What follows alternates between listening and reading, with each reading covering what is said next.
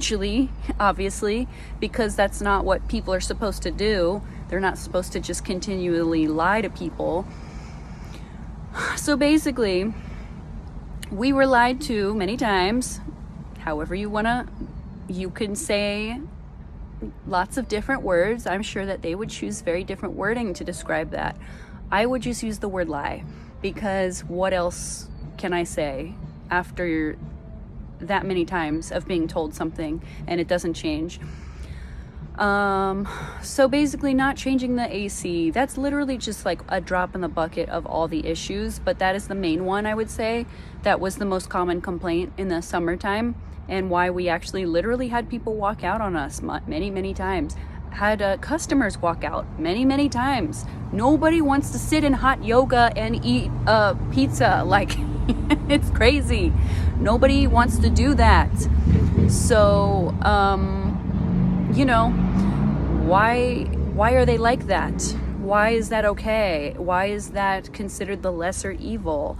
You weren't having to hold people and watch them cry, you know, and these are brown people, these are poor people, these are queer people, that are being quite literally harmed on a daily basis, and nobody gives a shit, and they still don't. So I'm just here to say that Caleb is telling the truth, believe him, and they literally just would go on trips to Aspen and replace all the other ACs, but not ours, and then they would go buy new jet skis. I'm okay with, if you own a business, you're allowed to have nice things, good for you, buy yourself some nice things, but you know what, if your employees are literally being harmed on a daily basis, maybe you should prioritize that. Literally, like, maybe you should really prioritize not hurting people. The queer people that work for you in your queer establishment, and you claim to like love queer people so much and help queer people. Everyone's like, oh, but it's you know, I would rather support a trans woman and a queer woman, whatever, than all these other douchebags. So it's the lesser evil though. But I'm sorry you went through that though. I understand what you're saying. I totally get that. I totally get it. I really do.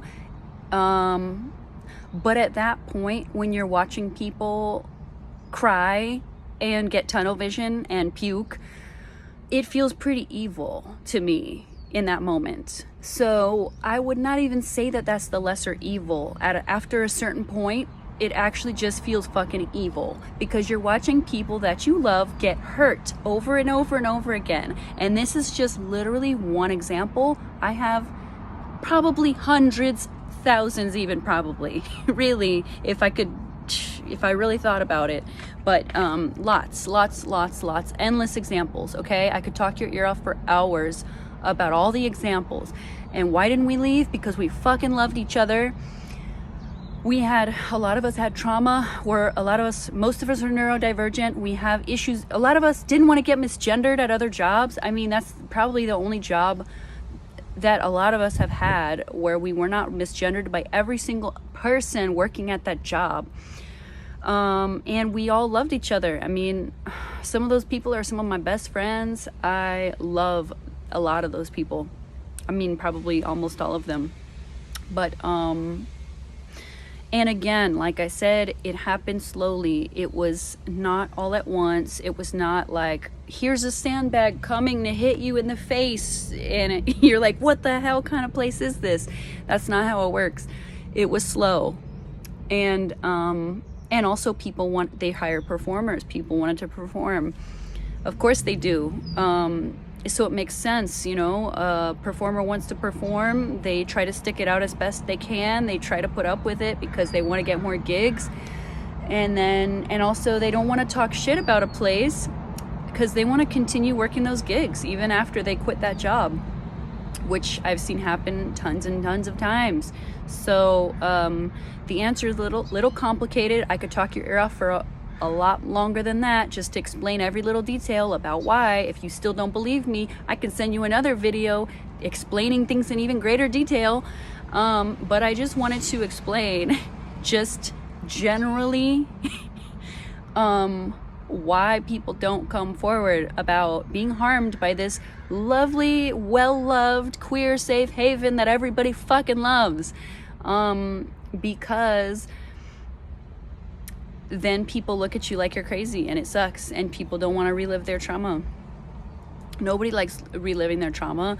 Nobody likes being further gaslit and not being believed when they actually do tell the truth and say, hey, this place really like fucked me up, like psychologically, like really, and even physically, based off of their practices and their just systematic non-communication and pure neglect and never wanting to handle or fix anything.